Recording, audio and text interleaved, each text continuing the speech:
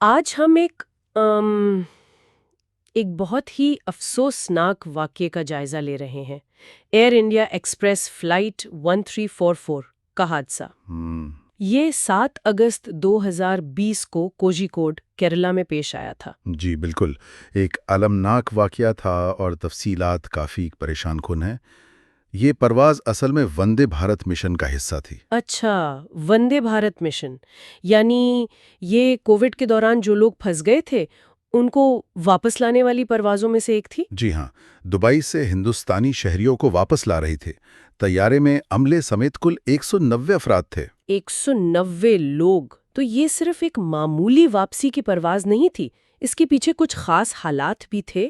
بات صرف پرواز کی نوعیت کی نہیں بلکہ ان حالات کی ہے جن میں یہ حادثہ پیش آیا۔ دیکھیں، کوژیکوڈ کا جو ایئرپورٹ ہے نا، اس کا رن وے خاص قسم کا ہے۔ خاص قسم کا؟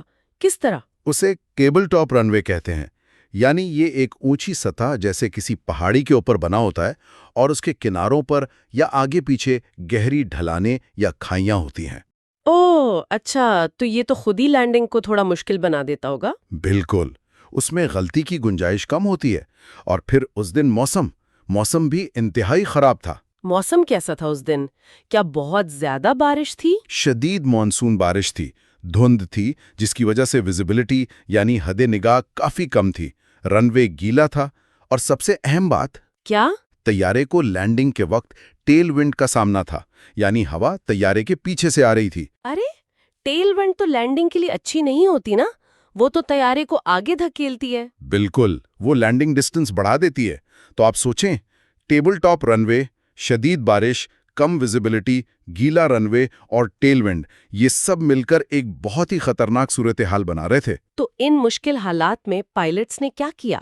انہوں نے کس رن وے پر اترنے کی کوشش کی؟ تفصیلات سے یہ پتہ چلتا ہے کہ انہوں نے رن وے 10 پر اترنے کی کوشش کی۔ رن وے 10؟ لیکن آپ کہہ رہے ہیں کہ ٹیل ونڈ تھی، تو کیا رن وے 28 بہتر آپشن نہیں ہوتا؟ یہ ایک بہت اہم نکتہ ہے۔ موسمی حالات، خاص طور پر ٹیل ونڈ کو دیکھتے ہوئے شاید رن وے 28 زیادہ محفوظ انتخاب ہوتا۔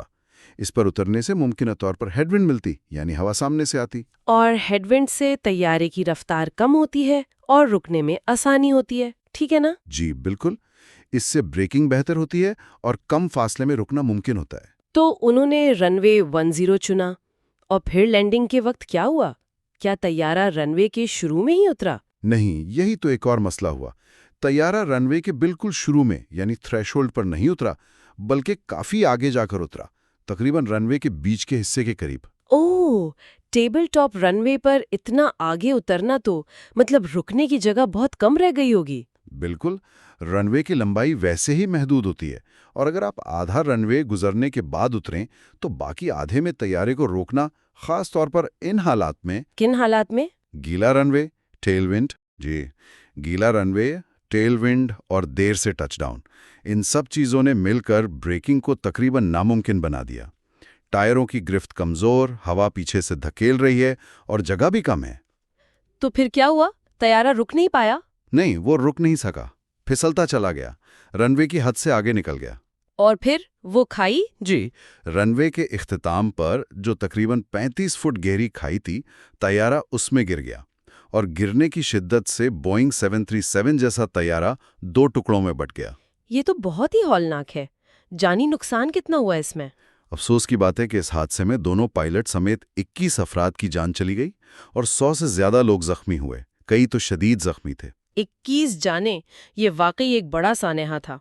یہ واقعہ تو کئی چیزوں کا مجموعہ لگتا ہے، خراب موسم، مشکل رن وے، اور پھر لینڈنگ کے دوران جو ہوا وہ سب۔ بالکل، یہ ایک طرح سے پرفیکٹ سٹارم تھا، منفی عوامل کا۔ مشکل موسمی حالات، ایک چیلنجنگ رن وے ڈیزائن اور لینڈنگ کے دوران ہونے والے واقعات، ان سب نے مل کر حفاظتی مارجن کو ختم کر دیا۔ تو آج کی اس گفتگو میں ہم نے ایئر انڈیا ایکسپریس فلائٹ 1344 کے حادثے کے جو حقائق سامنے آئے ہیں ان کا جائزہ لیا۔ یہ واضح ہے کہ یہ ایک پیچیدہ معاملہ تھا جس میں کئی عوامل کار فرما تھے۔ یقیناً، اور یہ ہمیں سوچنے پر مجبور کرتا ہے۔ سامعین اس پر غور کر سکتے ہیں کہ کوژیکوڈ جیسے ہوائی اڈے، جہاں ٹیبل ٹاپ رن وے جیسی منفرد جغرافیائی خصوصیات ہوں، وہاں پروازوں کی حفاظت کو مزید کیسے بہتر بنایا جا سکتا ہے؟ خاص طور پر جب موسم خراب ہو۔ جی، خاص طور پر خراب موسم میں کیا موجودہ حفاظتی پروٹوکولز اور ٹیکنالوجی ان منفرد خطرات سے نمٹنے کے لیے کافی ہیں یا ہمیں کچھ اضافی اقدامات کی ضرورت ہے؟ یہ ایک اہم سوال ہے۔